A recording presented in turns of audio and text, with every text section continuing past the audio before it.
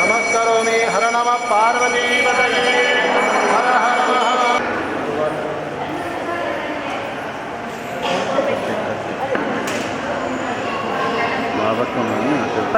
విషయం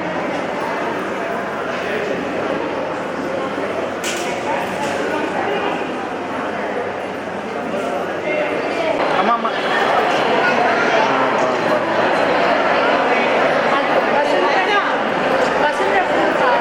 కవర్ పక్కన పెట్టుకున్నా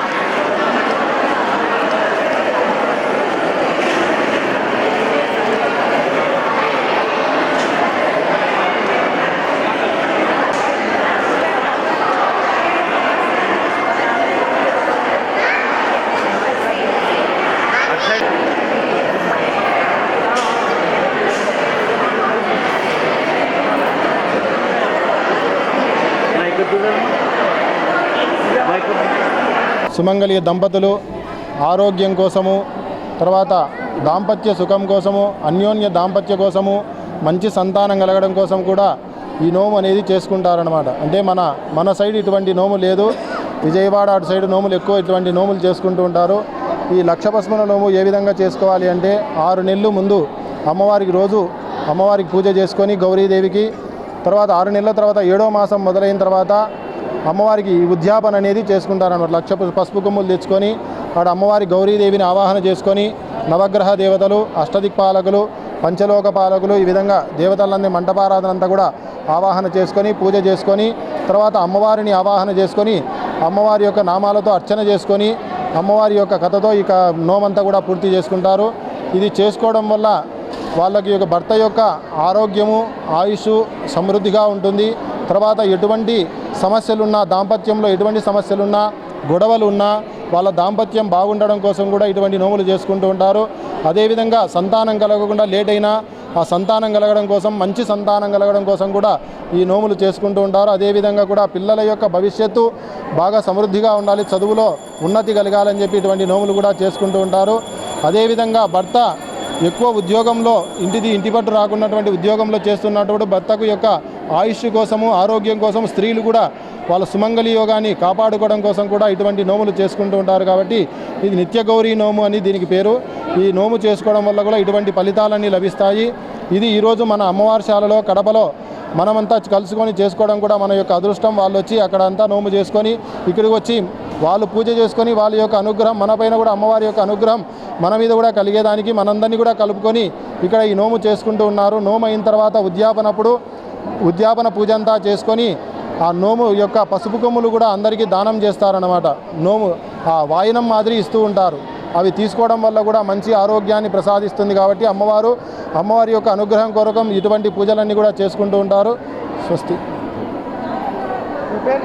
నా పేరు రంగసముద్రం సుబ్రహ్మణ్యం శర్మ, అమ్మవారి గుడిలో అర్చకుడిని. నమస్కారం అండి. నా పేరు కోటేశ్వరరావు. మేము హైదరాబాద్ వాస్తవ్యులు. కానీ మా మిసెస్ యొక్క సంకల్పం మేరకు మేము ఈ 1,00,000 పసుపు కొమ్ముల నోము చేయాలని సంకల్పించారు. కానీ మన ఆర్యవైశ్య సమాజం వాళ్ళు అందరూ బెనిఫిట్ పొందాలి, వాళ్ళందరూ కూడా సహకరిస్తారు అనే ఉద్దేశంలో ఇక్కడ మా మిత్రుడైన చంద్రశేఖర్ గారు కూడా సహకరించి వారి మహిళా సమాజం తరపున అందరూ సహకరించడం వల్ల మేము ఈ జయప్రదంగా చేయగలిగాం. ఈ యొక్క అందరూ కలిసి చేయబట్టి మేము ఈ సక్సెస్ఫుల్గా ఈ నోముని కంప్లీట్ చేయగలిగాం. అందరికీ మా కృతజ్ఞత. అందరికీ ఈ కడప వాస్తవ్యులందరికీ కూడా మీరంతా సహకరించి ఇది జయప్రదం చేసినందుకు మాకు చాలా ఆనందంగా ఉన్నది. Okay, thank you sir. 7 मरतबा सफा और मरवा के दरमियान चक्कर लगाती। अब क्या हो गया? पानी नहीं मिला मेरे बच्चे को। मेरा पता था इब्राहिम अलैहिस्सलाम का वो कलेजा था जो 80 हाजरा पर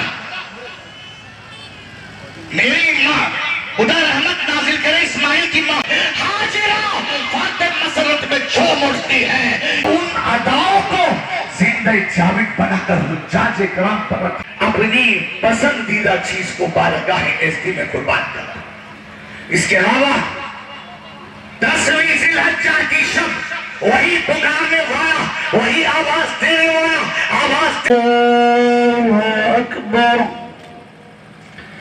अल्हम्दुलिल्लाह रब्बिल आलमीन दीन इय्याका नअबुदु व इय्याका सिरातल लज़ीना अन'अमता अलैहिम बिस्सब्रि वस्सलाह इन्नल्लाहा मअस-साबिरीन। समिअल्लाहु लिमन हमिदह। अल्लाहु अकबर। अल्लाहु अकबर।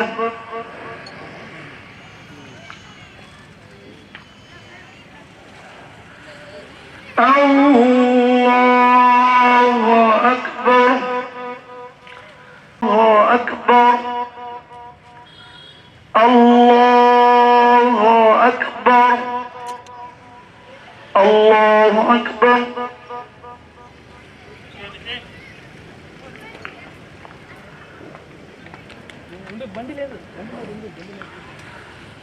سمع الله لمن حمده. الله أكبر.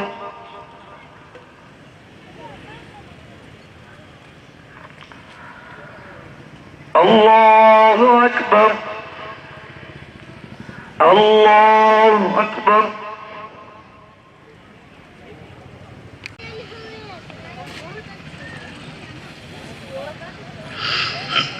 الله أكبر الله أكبر لا إله إلا الله والله أكبر الله أكبر والخاسرين اللهم اهدنا الصراط المستقيم صراط الذين أنعمت عليهم من النبيين والصديقين شباز نگہدار مارا زراہ قطع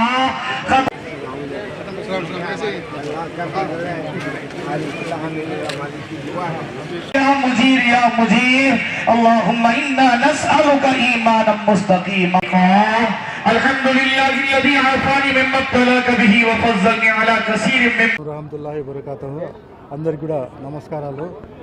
ఈరోజు ప్రపంచంలోని ముస్లిం సోదర సోదరీమణులందరికీ కూడా ముఖ్యంగా భారతదేశము మన ఆంధ్ర రాష్ట్రము మరీ ముఖ్యంగా మన కడప జిల్లా కడప నియోజకవర్గము సోదర సోదరులందరికీ కూడా పేరు పేరున హృదయపూర్వక ఈదుల్ అదా బక్రీద్ పండుగ శుభాకాంక్షలు తెలియజేసుకుంటున్నాను.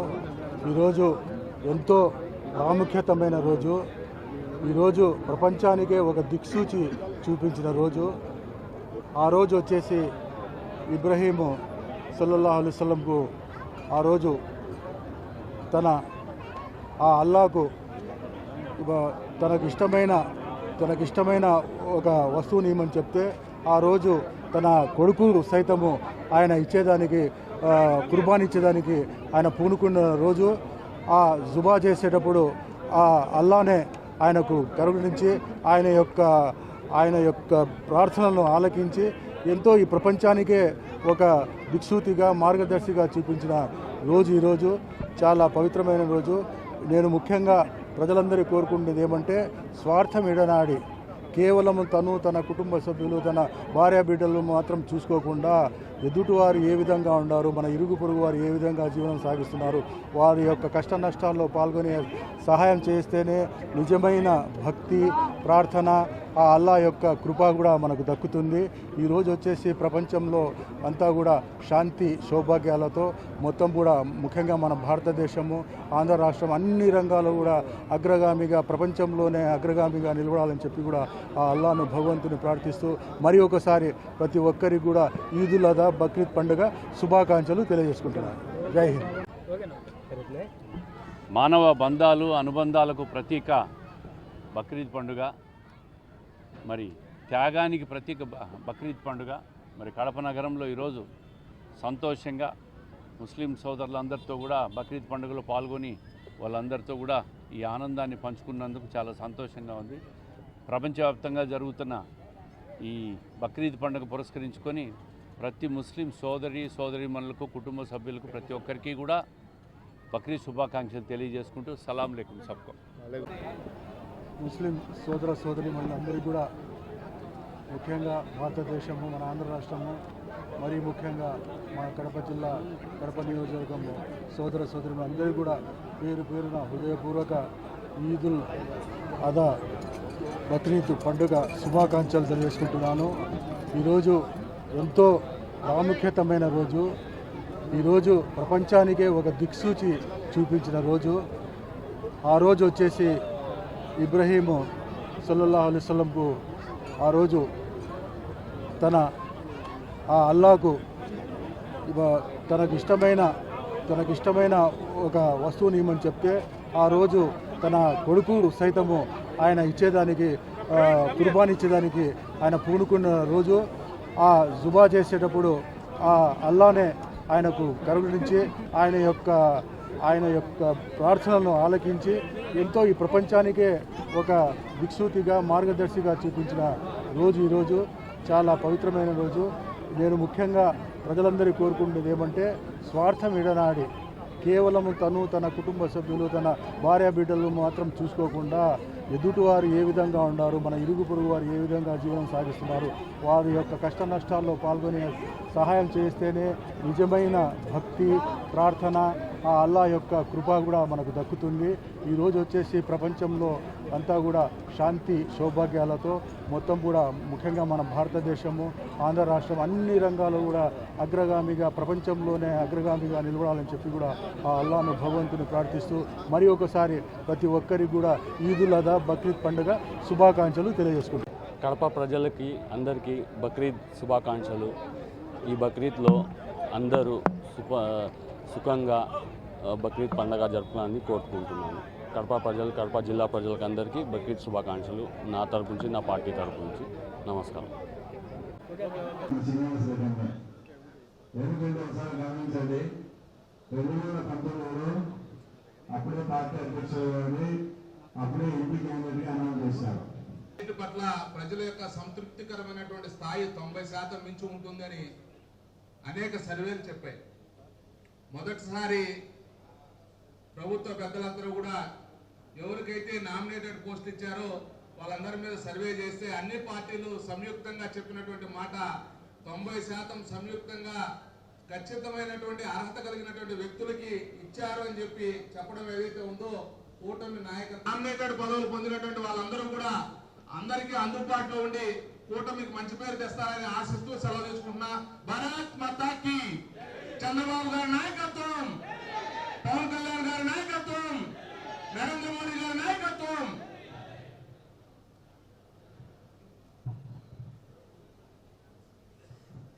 ఇప్పుడు రైల్వే కోడూరు శాసనసభ్యులు శ్రీధర్ గారిని మాట్లాడవలసిందిగా కోరుచు.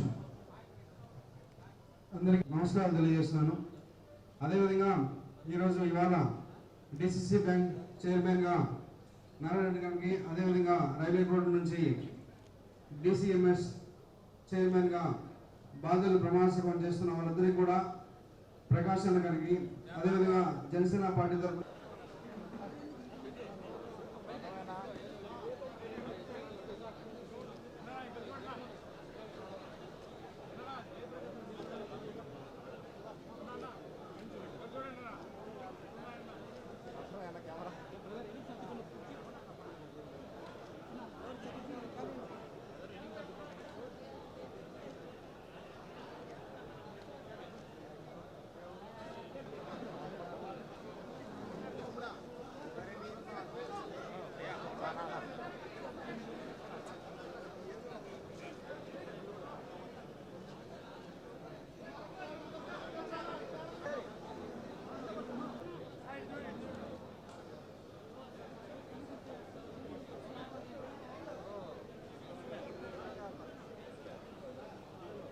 मोबाइल डाउन है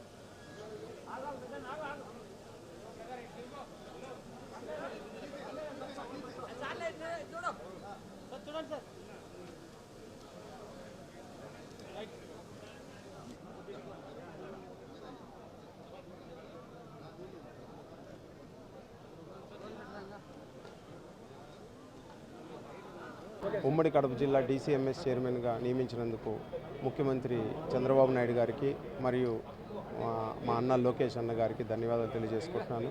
నా ఈ ప్రమాణ స్వీకారోత్సవంకి వచ్చిన తెలుగుదేశం పార్టీ ఉమ్మడి కడప జిల్లా తెలుగుదేశం పార్టీ కార్యకర్తలకు, కుటుంబ సభ్యులకు కూడా నేను ధన్యవాదాలు తెలియజేసుకుంటున్నాను. DCMS ద్వారా రైతుల దగ్గర ధాన్యాలు కానీ మొదలు కానీ కొని నేను ప్రభుత్వానికి రైతులకు మధ్య అనుసంధానంగా ఉండి రైతుల దగ్గర మేము కార్పొరేట్ మార్కెటింగ్ సొసైటీ రైతుల దగ్గర పంటలు కొనుగోలు చేసి ప్రభుత్వానికి ఇచ్చి తగిన మద్దతు ధర కలిసేట్టుగా ప్రయత్నిస్తానని తెలియజేస్తున్నాను. ఇందుమూలంగా నాకు ఈ పదవిని ఇచ్చినందుకు మరొకమారు ధన్యవాదాలు తెలియజేసుకుంటున్నాను లోకేష్ అన్న గారికి, చంద్రబాబు నాయుడు గారికి ధన్యవాదాలు. నాకు ఈరోజు ఈ DCC బ్యాంక్ చైర్మన్ పదవి వచ్చింది నాకు చాలా సంతోషంగా ఉంది. ఒక రైతు బిడ్డగా నేను మళ్ళా రైతులకు మేలు చేకూరే అలాంటి పదవి ఇది. ఇప్పుడు రైతులకు వ్యవసాయం మీదనే ఆధారపడే అయితే బ్యాంకుకి ఈ వ్యవసాయంలో పెద్ద వర్క్ గిట్టడం లేదు వాళ్ళకి. ఇప్పుడు అలాంటి వ్యవసాయం మీదనే రుణాలు కాకుండా ఇంకా వాళ్ళకు లోన్లు ఎలాంటి లోన్లు ఇప్పించేదానికి నేను ట్రై చేస్తాను తప్పకుండా. ఇలాంటి లోన్లు ఇప్పుడు ఎడ్యుకేషన్ లోన్లు ఉన్నాయి. ప్రతి రైతు బిడ్డ బాగా చదువుకుంటున్నాడు, తప్పకుండా విదేశాలకు పోయేదానికి ట్రై చేస్తున్నారు. విదేశీ లోన్లు ఇప్పించడానికి తప్పకుండా తక్కువ వడ్డీతో రుణాలు ఇచ్చేదానికి నేను ప్రయత్నం చేస్తాను. అలాగే పాడి పశువులకి, అలాగే ఇక వాళ్ళకి రైతులకు ఇప్పుడు అనావృష్టి అతివృష్టి అంటే వర్షాలు ఉంటేమో వర్షాలు పడితేనేమో పైర్లు పండవు, పైర్లు పండినప్పుడు వర్షాలు పడి రైతులకు చాలా ఇబ్బంది పడుతున్నారు. అందువల్ల నేను రైతుని కుటుంబం నుంచి వచ్చాను కాబట్టి నేను రైతులకు ఎటువంటి పరిస్థితుల్లో రైతులకు తక్కువ వడ్డీతో రుణాలు ఇవ్వడము, పర్సనల్ బ్యాంకులకు దీటుగా మా DCC బ్యాంకు నుంచి సపరేట్గా వాళ్లకు నేను కూడా పైన ఆప్కాబ్ నుంచి లేకపోతే సెంట్రల్ నాబార్డు నుంచి నేను తిరిగి తప్పకుండా ఫండ్స్ తీసుకొచ్చి రైతులందరికీ మేలు చేకూరుస్తానని తప్పకుండా మీకు హామీ ఇస్తున్నాను. రాష్ట్రంలో కూటమి ప్రభుత్వం, దానికి నాయకత్వం వహించేటటువంటి రాష్ట్ర ముఖ్యమంత్రి చంద్రబాబు నాయుడు గారు కేంద్ర ప్రభుత్వ సహకారంతో 85,000 కోట్ల అంచనా వ్యయంతో గోదావరి బెనకచెర్ల ఎత్తిపోతల పథకానికి శ్రీకారం చుడతా ఉన్నట్లు, దానికి పనులు ముమ్మరం చేస్తూ ఉన్నట్లు ప్రకటనలు వస్తూ ఉన్నాయి. ఇదంతా కూడా కేవలం ప్రజలను మభ్యపెట్టి అందులో కూడా రాయలసీమ ప్రజలు పేర్లు చెప్పి సంపదను కొల్లగొట్టడానికి రానున్నటువంటి 2029 ఎన్నికల నాటికి కావలసినటువంటి నిధులు పోగు చేసుకునేటువంటి ఎన్నికల నిధిగా ATMగా మార్చుకోవడానికి తప్ప ఇది పెద్ద ప్రయోజనం కల్పించేటటువంటి అంశమే కాదు. ప్రభుత్వానికి నిజంగా చిత్తశుద్ధి ఉంటే ఇవాళ పోలవరాన్ని పూర్తి సామర్థ్యంతో నిర్మాణం చేపట్టడం ద్వారా తద్వారా ఆదా అయ్యేటువంటి గోదావరి నదీ జలాలను కృష్ణా డెల్టా ఆయకట్టును స్థిరీకరించి తద్వారా కృష్ణా డెల్టాకు ఉన్నటువంటి శ్రీశైలం నీటిలో ఉన్నటువంటి క్యారీ ఓవర్ నీళ్ళు ఏవైతే ఉన్నాయో ఆ నీళ్లను రాయలసీమకు మళ్లించడానికి, నికర జలాలుగా మార్చడానికి, కేటాయించడానికి అన్ని విధాల అవకాశాలు ఉన్నాయి. వాటిపైన దృష్టి సారించాలా. ఇవాళ రాయలసీమకు సంబంధించినటువంటి ప్రాజెక్టుల డిజైన్లోనే ఇవాళ హంద్రీనివా ప్రాజెక్టుకు సంబంధించినటువంటిది రిక్వైర్మెంటు నీటి అవసరాలేమో 110 TMCలు పైబడి నీటి అవసరాలు ఉన్నాయి. కానీ ప్రాజెక్టు మాత్రం కేవలం 40 TMCల సామర్థ్యంతోనే అది డిజైన్ చేయబడింది. ఇవాళ గాలేరు నగరికి సంబంధించినటువంటి ప్రాజెక్టు కూడా 60 TMCలు పైబడి రిక్వైర్మెంట్ ఉంది, కానీ 38 TMCల సామర్థ్యంతోనే అది డిజైన్ చేయబడింది. తెలుగు గంగ కావచ్చు, ఇవాళ అనేక ప్రాజెక్టులు, వెలుగొండ ప్రాజెక్టు కావచ్చు, డిజైన్ చేయడంలోనే నీటి అవసరాలకు తగ్గట్టు డిజైన్ చేయాలి. ప్రభుత్వానికి చిత్తశుద్ధి ఉంటే ఇవాళ గత ప్రభుత్వం చేపట్టినటువంటి పనులు, గతంలో ముఖ్యమంత్రిగా ఉన్నటువంటి జగన్మోహన్ రెడ్డి గారు నీటి సామర్థ్యం పెంచడానికి అంటే తక్కువ టైంలో ఎక్కువ నీటిని తరలించేటటువంటి స్కీమును ఏవైతే ప్రతిపాదన చేసినాడో, మనకు 35 రోజులు ఫ్లడ్ టైం ఉంటుంది, వరద ఉంటుంది. ఆ వరద టైంలో వరదను తరలించడానికి మ్యాక్సిమం ఎన్ని అవకాశాలు ఉన్నాయో అన్ని అవకాశాలను చూడాల్సినటువంటి అవసరం ఉంది. దానికోసము పోతేటిపాడు ఎడ్రిక్లేటర్ సామర్థ్యము ఆ రోజు ఏదైతే 44,000 క్యూసెక్కుల సామర్థ్యంతో కట్టారో దాని పర్యావసానం ఈరోజు అంతో ఎంతో రాయలసీమలో నీళ్ళను చూడగలుగుతున్నాం. ఇదివరకు ఇప్పుడు గాలేరు నగరికి సంబంధించి 2వ దశ పనులు పూర్తి కాలే. గాలేరు నుంచి నగరి వరకు పోవాల్సినటువంటి నీళ్లు కడప వరకు కూడా రానటువంటి పరిస్థితి ఉంది. ఇది వీరబ్రాంపల్లి దగ్గర పనులు ఆగిపోయి ఉన్నాయి, 2వ దశ పనులు కాలే. అంటే హంద్రీనివాకు సంబంధించినటువంటి 2వ దశ పనులు పూర్తి కాలే. ఇవాళ కేసీ కెనాలు నికర జలాలు కలిగినటువంటి 39.9 టీఎంసీల నికర జలాలు కలిగినటువంటి కేసీ కెనాలు ఆయకట్టు స్థిరీకరణ కోసం ఇవాళ చివరి ఆయకట్టు అనేటువంటి కడప జిల్లాలో 92,000 ఎకరాల ఆయకట్టు ఉంటే దాన్ని స్థిరీకరణ చేయాలంటే నీకు రాజోల్ రిజర్వాయర్ నిర్మాణం జరగాల. కానీ రాజోల్ రిజర్వాయర్ నిర్మాణం జరగలేదే. తెలంగాణ అంతర్భాగమైనటువంటి బ్రహ్మం సాగరు, SR1, SR2 రిజర్వాయర్ల కింద పంట కాలువల నిర్మాణం జరగలేదే. ఈ పంట కాలువల నిర్మాణం జరగడం ద్వారా ఇప్పటికిప్పుడు చూసినా కూడా కడప జిల్లాలో దాదాపు 100 టీఎంసీల నీళ్లు నింపుకొని ఉన్నప్పటికీ కూడా వాటిని డైరెక్ట్గా రైతులు ఆయకట్టుకు అందించేటువంటి వెసులుబాటు లేదు. కారణం ఏమంటే పంట కాలువల నిర్మాణం, ల్యాండ్ ఎక్విజిషన్ పనులు పూర్తి కాకపోవడం. కాబట్టి ఈ అసలు పనులను పూర్తి చేయకుండా కొత్త ప్రాజెక్టు పేరుతో కొత్త వివాదాలు, కొత్త సమస్యలలో పడి డబ్బునంతా దుర్వినియోగం చేయడం సరైనటువంటి వైఖరి కాదు. నిజంగా ప్రభుత్వానికి చిత్తశుద్ధి ఉంటే పోయిన ప్రభుత్వం దాదాపు 6,000 కోట్ల పైబడి అంచనా వ్యయంతో రాయలసీమ ఎత్తిపోతల పథకాన్ని చేపట్టింది. దానికి దాదాపు 2,000 కోట్ల రూపాయలు ఖర్చు పెట్టింది ఆల్రెడీ.